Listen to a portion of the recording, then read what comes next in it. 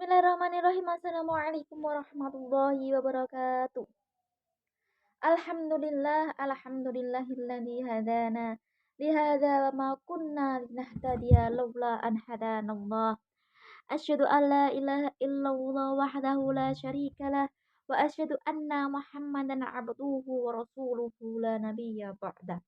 Amma ba'du. Rabbi israhli sadri wa yassirli amri wahlul 'uqdatam min lisani yafqahu qawli. Rabbi zidni ilma warzuqni fahma waj'alni min ibadikas sholihin. Amin. Nah, ini tadi berdoa tak pembukaan ya?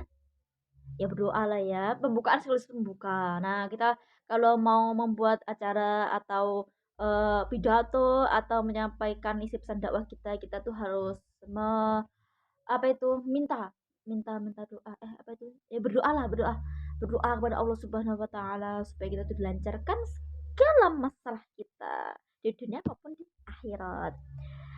Nah, pertama-tama marilah kita panjatkan puja dan puji syukur kehadirat Allah Subhanahu Wa Taala yang mana telah memberikan kita rahmat, taufik serta hidayahnya sehingga kita menjadi seorang muslim yang apa itu sehat walafiat, masih bisa nonton TikTok, masih bisa YouTuber dan lain-lain hal. Nah, semoga kita diberikan hal-hal yang bermanfaat dan barokah. Allahumma amin. Tetap selalu bersyukur ya guys.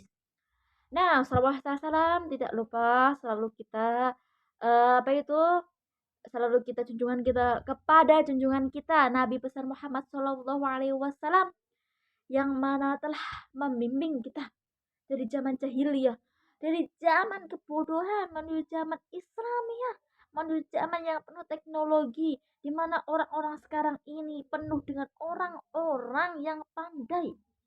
Tapi kalau pandai tanpa akhlak ya percuma ya guys ya. Nah, perkenalkan dulu, nama saya adalah Siti Hafidhah Hanifah. Saya biasanya dipanggil banyak banget ya julukan saya.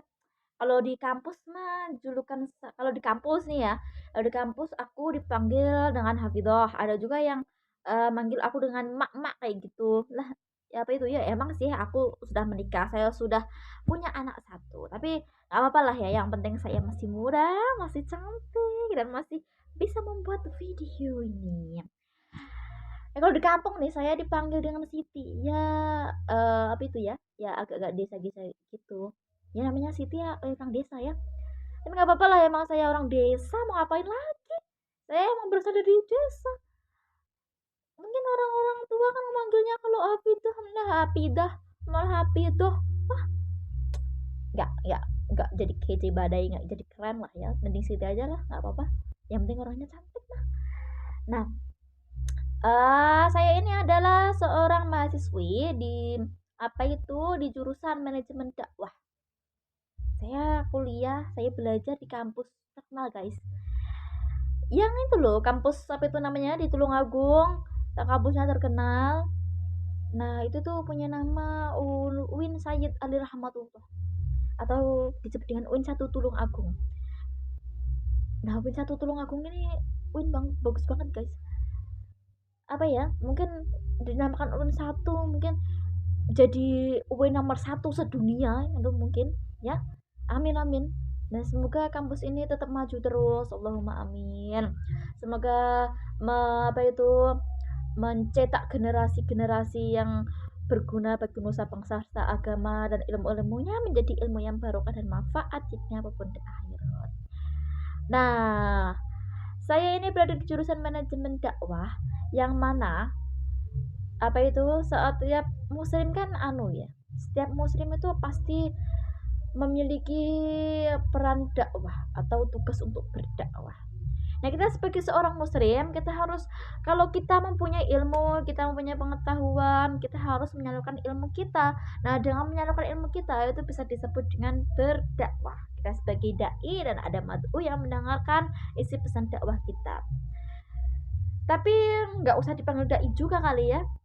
Ya pokoknya kita menyampaikan isi pesan dakwah tersebut, kita mengajak orang-orang itu menuju kebaikan, menuju kepada Allah Subhanahu Wa Taala, menuju ketakwaan, pokoknya amar ma'ruf nahi munkar kayak gitu. Nah, kita juga kalau menyampaikan nggak usah lebay-lebay amat, nggak usah memaksa-memaksa amat kayak gitu. Kita harus mengetahui psikologi si madu itu kayak gimana.